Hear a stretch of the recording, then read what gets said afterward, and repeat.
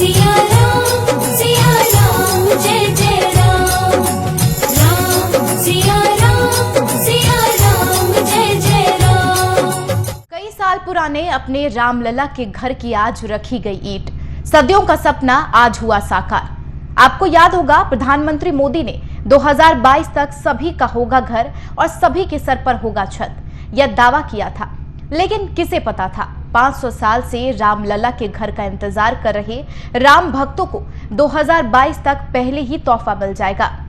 या ये कहें, खुद राम जी को नहीं पता था इस साल उनके घर का निर्माण होने जा रहा है, क्योंकि प्रभु राम ने तो हमेशा से अपने नाम पर राजनीति ही देखी थी। नमस्कार, मैं चंदा यादव हाजिर हूं आपके साथ खास पेशकश लेकर। श्री राम की कृपा से सब काम हो रहा है, श्री राम की कृपा से सब काम हो रहा है। करते हो तुम ही भगवन, मेरा नाम हो रहा है।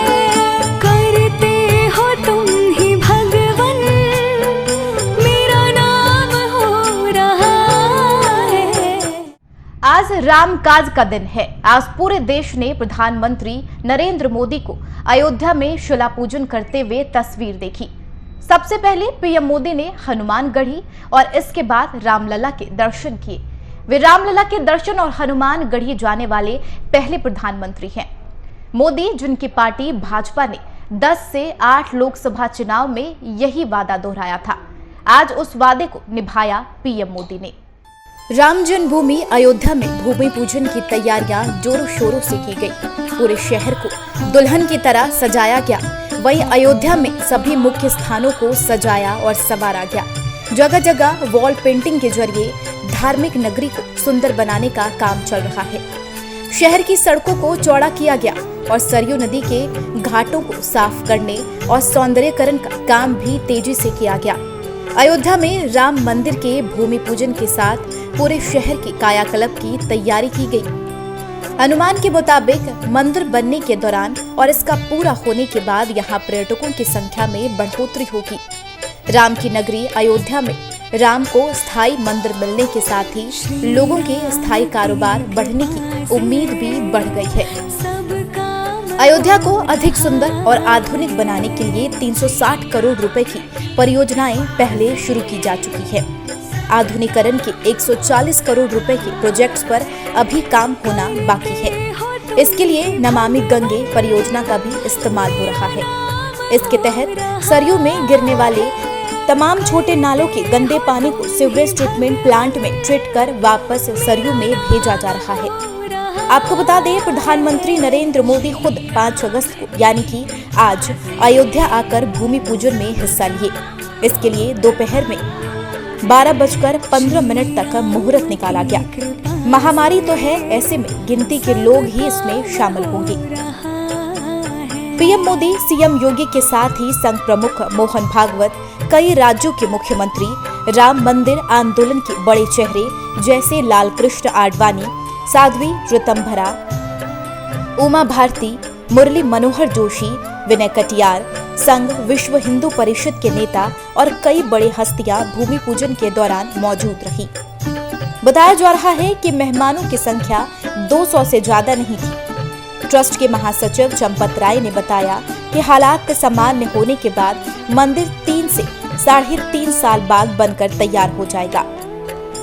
राम जन्मभूमि तीर्थ क्षेत्र ट्रस्ट की बैठक में मंदिर के नक्शे में बदलाव कर फैसला हुआ था।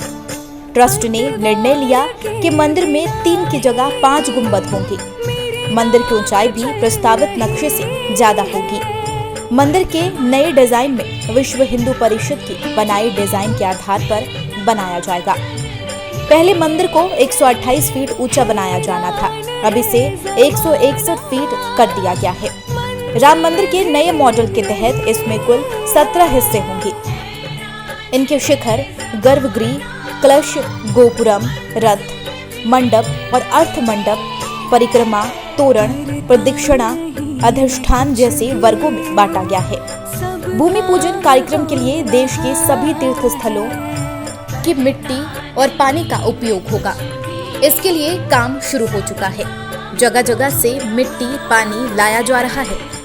भूमि पूजन के कार्यक्रम को बाकी लोग भी देखें, इसके लिए जगह जगह टीवी स्क्रीन लगाई गई है।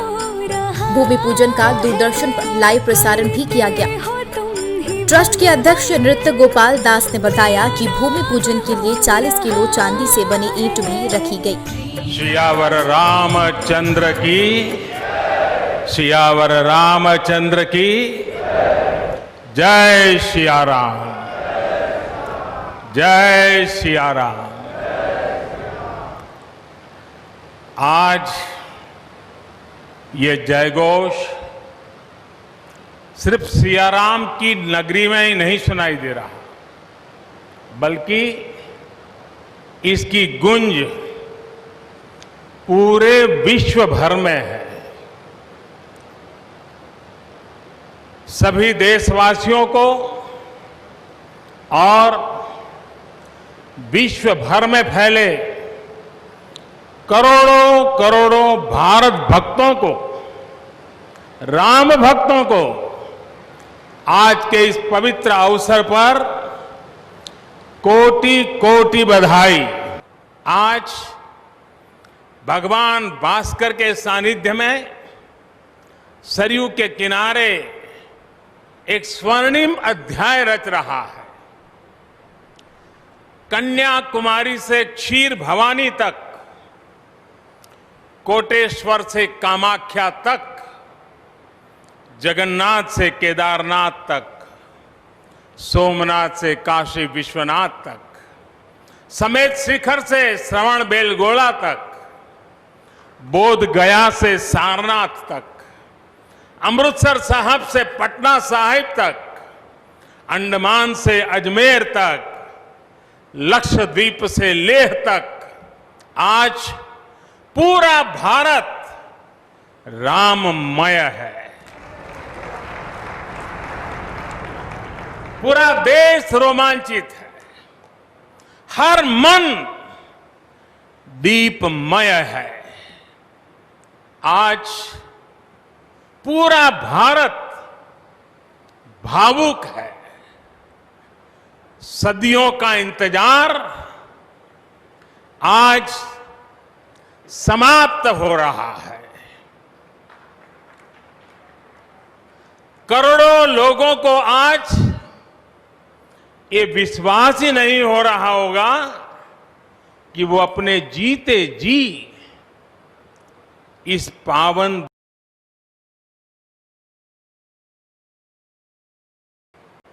महानुभावों, बरसों से टाट और टेंट के नीचे रहे हमारे रामलला के लिए अब एक भव्य मंदिर का निर्माण होगा। टूटना और फिर उठ खड़ा होना सदियों से चल रहे इस व्यतिक्रम से राम जन्मभूमि आज मुक्त हुई है। मेरे साथ एक बार फिर बोलिए, जय सिया राम, जय सिया राम। साथियों, हमारे स्वतंत्रता आंदोलन के समय कई पीढ़ियों ने अपना सब कुछ समर्पित कर दिया था। गुलामी के कालखंड में कोई ऐसा समय नहीं था जब आजादी के लिए आंदोलन न चला हो। देश का कोई भूभाग ऐसा नहीं था जहां आजादी के लिए बलिदान न दिया गया हो। 15 अगस्त का दिन उस अथाह तप का लाखों बलिदानों का प्रतीक है। स्वतंत्रता की उस उत्कंठ इच्छा, उस भावना का प्रतीक है। ठीक उसी तरह राम मंदिर के लिए कई कई सदियों तक कई कई पीढ़ियों ने अखंड अविरत एक निष्ठ प्रयास किया है। आज का ये दिन उसी तप, त्याग और संकल्प का प्रतीक है कि तब के हमारे संघ के सरसंघ चालक बाला साहब देवरस जी ने ये बात हमको कदम आगे बढ़ाने के पहले याद दिलाई थी कि बहुत लग के 20-30 साल काम करना पड़ेगा, तब कभी ये काम होगा। और 20-30 साल हमने किया। 30वें साल के प्रारंभ में हमको संकल्प पूर्ति का आनंद मिल रहा है। प्रयास किए हैं जी जान से, अनेक लोगों ने बलिदान दिए हैं। अरे नहीं है, वो सूक्ष्म रूप में आज यहां उपस्थित है, प्रत्यक्ष उपस्थित हो नहीं सकते। ऐसे भी है जो है लेकिन यहां आ नहीं सकते। रथ यात्रा का नेतृत्व करने वाले अडवाणी जी आज अपने घर में बैठकर इस कार्यक्रम को देख रहे होंगे। कितने ही लोग हैं कि जो आ भी सकते हैं लेकिन बुलाए नहीं जा सकते, परिस्थिति ऐसी है। लेकिन वो भी अपनी अपनी जगह पूरे देश में देख रहा हूं आनंद की लहर है। सदियों की आस पूरी होने की आनंद है। लेकिन सबसे बड़ा आनंद है भारत को आत्मनिर्भर बनाने के लिए जिस आत्मविश्वास की आवश्यकता थी और जिस आत्मभान की आवश्यकता थी, उसका सगुण साकार अधिष्ठान बनने का शुभारंभ आज हो रहा है। वो अधिष्ठान है आध्यात्मिक दृष्टि का, सिया राममय सब जग जानी। सारे जगत में अपने को और अपने में सारे जगत को देखने की भारत की दृष्टि, जिसके कारण उसके प्रत्येक व्यक्ति का व्यवहार आज भी विश्व में सबसे अधिक सज्जनता का व्यवहार होता है और उस देश का सामूहिक व्यवहार सबके साथ वसुधैव कुटुंबकम का होता है। ऐसा स्वभाव और ऐसी अपने कर्तव्य का निर्वाह व्यावहारिक जगत की माया के दुविधा में से रास्ते निकालते हुए जितना हो सके सबको साथ लेकर आगे चलने का जो विधि एक बनती है, उसका अधिष्ठान आज यहां पर बन रहा है। परम वैभव संपन्न और सबका कल्याण करने वाला भारत, उसके निर्माण का शुभारंभ आज ऐसे निर्माण का व्यवस्थागत नेतृत्व जिनके हाथ से है, उनके हाथ से हो रहा है। ये और एक आनंद है। भारत के प्रति, भारत के सनातन धर्मावलंबियों के प्रति शुभेच्छा का भाव रखने वाले उन सभी नागरिकों और महानुभावों की इन भावनाओं को मूर्त रूप देने का श्रेय और यह अवसर जिस महापुरुष के कारण आज हम सबको प्राप्त हुआ है, भारत के यशस्वी प्रधानमंत्री आदरणीय नरेंद्र मोदी जी, उत्तर प्रदेश की माननीय राज्यपाल श्रीमती आनंदीबेन पटेल जी, हमारे विचार परिवार के प्रमुख राष्ट्रीय स्वयंसेवक संघ के सरसंघ चालक सरदेव डॉक्टर मोहन राव भागवत जी, श्री राम जन्मभूमि तीर्थ क्षेत्र न्यास के अध्यक्ष पूज्य महंत नृत्य गोपाल दास जी महाराज, देश के विभिन्न पंथ और संप्रदायों के आज के इस कार्यक्रम में उपस्थित पूज्य संतगण, आचार्यगण, धर्माचार्यगण,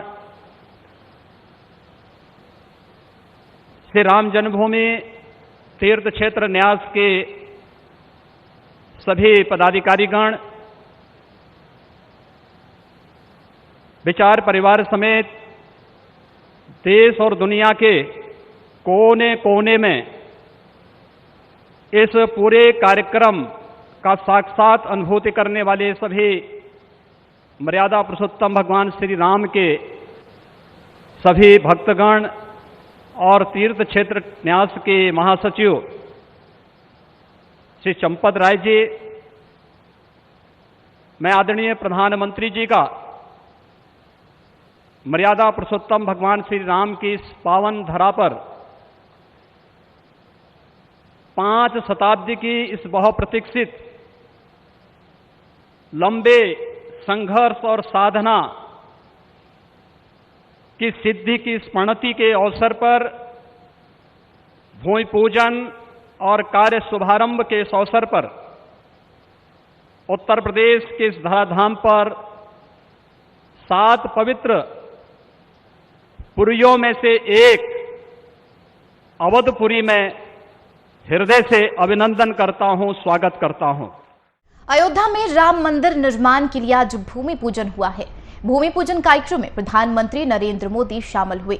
कार्यक्रम के लिए 175 प्रतिष्ठित अतिथियों को आमंत्रित किया गया था। करोड़ों राम भक्तों का सालों का इंतजार आज पूरा हुआ है, जब राम मंदिर की आधारशिला रखी गई और अब विधिवत रूप से राम मंदिर के निर्माण का कार्य शुरू हो गया है। अब आपको बताते हैं आने वाले समय में अयोध्या में किस तरह का बदलाव किया जाएगा।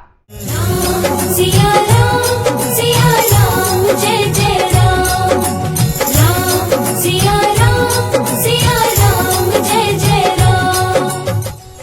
अयोध्या को नया रूप देने के लिए सरकार नया मास्टर प्लान तैयार कर रही है। इसकी जिम्मेदारी कोलकाता की कंपनी सैटेलाइट प्राइवेट लिमिटेड को दी गई है। कंपनी को 12 महीने में अयोध्या फैजाबाद का मास्टर प्लान तैयार कराना है। अयोध्या का मास्टर प्लान GIS आधारित होगा। GIS map remote application centre Hyderabad तैयार करा रहा है। केंद्र सरकार ने अमृत मिशन योजना से अयोध्या के चहुमुखी विकास का खाका तैयार किया है। मास्टर प्लान में जहां अयोध्या में अभी मौजूद संसाधन और सुविधाओं को शामिल किया जाएगा, जरूरत की हर चीजें और सुविधाएं अयोध्या में मौजूद हो, इस पर विशेष ध्यान रखने का निर्देश दिया गया है। जरूरत के हिसाब से आवासीय, व्यावसायिक, ग्रीन क्षेत्र भी निर्धारित किए जाएंगे। सीवर लाइन, पेयजल की व्यवस्था, बस अड्डे, sewerage treatment plant, park, forest area, master plan, road, outer ring road का प्रावधान किया जाएगा। झील, तालाब विकसित करने के साथ सड़कों की चौड़ाई भी बढ़ाई जाएगी। प्रदेश सरकार ने मास्टर प्लान की जिम्मेदारी उत्तर प्रदेश नगर एवं ग्राम नियोजन विभाग को दी थी। उसने टेंडर कराकर इसकी जिम्मेदारी निजी कंपनी को दे दी है। अयोध्या के विकास का नया मास्टर प्लान 388 वर्ग किलोमीटर के लिए तैयार हो रहा है। वर्ष 2031 तक अयोध्या की जनसंख्या क्या होगी, इस अवधि तक किस तरह और कौन कौन से संसाधनों की जरूरत पड़ेगी, इसका आकलन कर मास्टर प्लान में शामिल किया जाएगा। फिर इसी के हिसाब से अयोध्या के विकास के लिए केंद्र व राज्य सरकार से बजट जारी होगा। कोलकाता की कंपनी ने मास्टर प्लान तैयार करने के लिए आंकड़े एकत्र करने का काम शुरू कर दिया है। उत्तर प्रदेश नगर एवं ग्राम नियोजन विभाग के सहायक नगर नियोजक नीलेश सिंह कटियार ने बताया कि संस्था ने सरकारी विभाग से आंकड़े एकत्र करने का काम शुरू कर दिया है। नगर निगम विकास प्राधिकरण, सिंचाई विभाग, NHI, PWD, बिजली विभाग, जलकल, जल निगम और अन्य सरकारी विभागों से आंकड़े लिए जा रहे हैं। भविष्य की जरूरतों के बारे में भी उनसे जानकारी ली जा रही है। अब 3 साल बाद देखते हैं कि राम मंदिर और राम जन्मभूमि का रूप स्वरूप कैसा होगा। इसी के साथ इस खास पेशकश में फिलहाल मेरे साथ इतना ही।